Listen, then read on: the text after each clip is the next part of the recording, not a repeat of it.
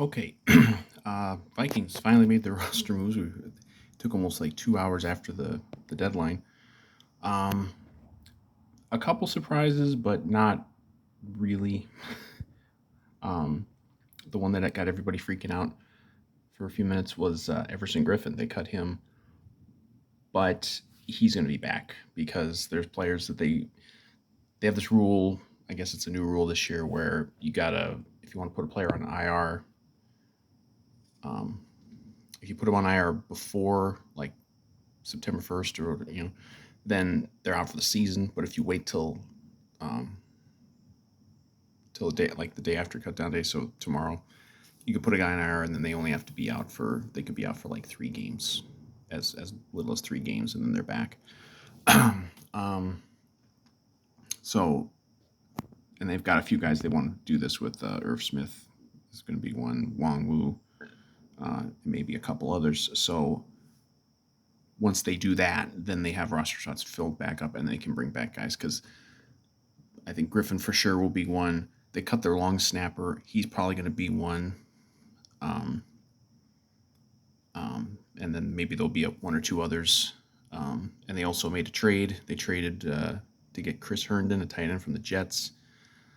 So he'll be taking one of those open roster spots as well. Um, um, but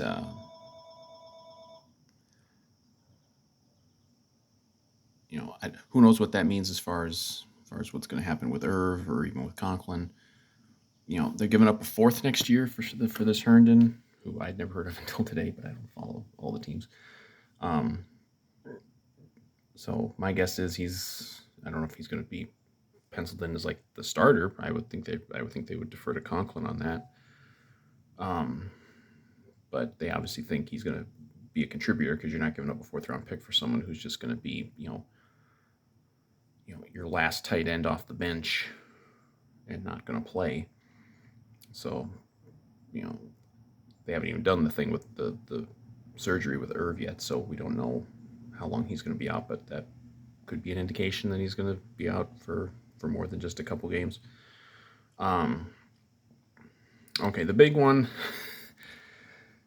the big one that everyone seemed to see as some sort of surprise. I called this shit in fucking March. Dakota Dozier got released. Fucking told you, fans out there on many platforms, that this was going to happen. He was signed back in March. I checked the fucking date of the damn video that I said this was going to happen. March 30th. They signed him. I said he was signed just to be a guy in camp, and unless something crazy happened, he was not even going to make the roster. He didn't make the fucking roster. Now maybe they'll get him on the practice squad. That's fine. I don't care if they put him on the practice squad.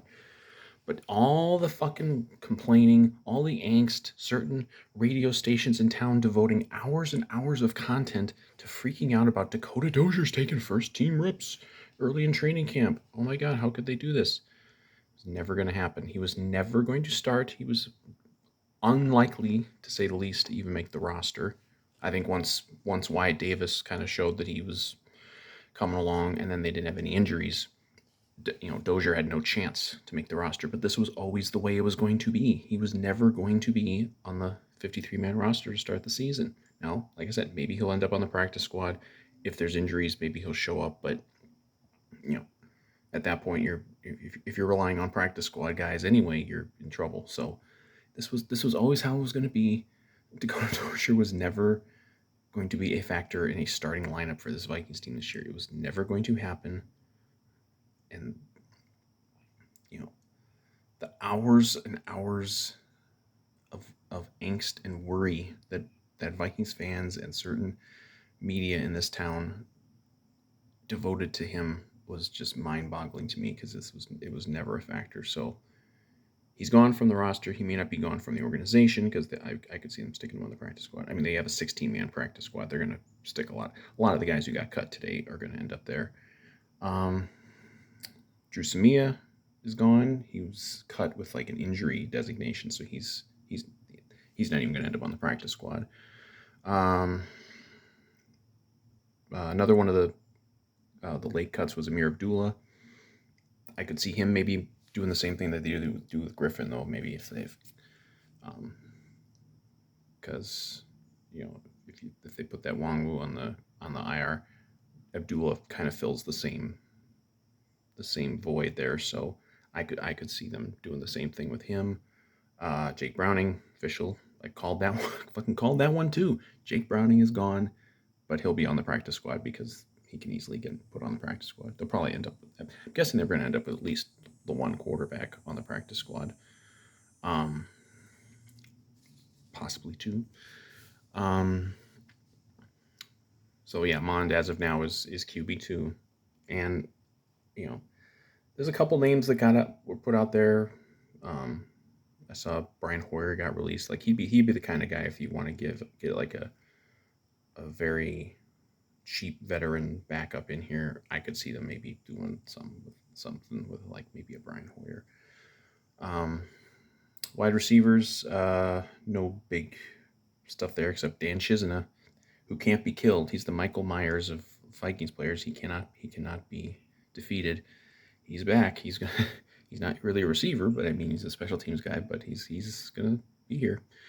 And everything is temporary because it's the initial 53-man roster there's always changes and usually very quickly. So, but I mean he'll probably stick around. So there were a couple of guys that they cut who've been around, and who might be on the practice squad too. I mean everybody might be on their practice squad. So Zach Davidson got cut. Not surprising, and especially when they made a trade for a tight end, they weren't gonna keep 4 tight ends and Irv. So I would guess they would want to keep Davidson on the practice squad. I should just stop saying that because that's every player that they cut just about. So let's see, on defense, Griffin obviously, but that again, I think he'll be back. Maybe even tomorrow he'll be back. And they can do a whole new big thing about, hey, we re-signed Everson Griffin again. Mataafa got cut. Probably on the practice squad. Trying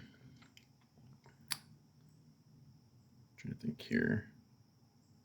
There were no big names among linebackers cut, so all those guys made it. Cornerbacks, secondary, no big names. No big. Unless you think let's just think Ty Smith is a big name. He was a free agent pickup, but he was always kind of like a fringe guy. And no changes at kicker, no changes at punter. There's probably some kickers out there. I could see them doing some.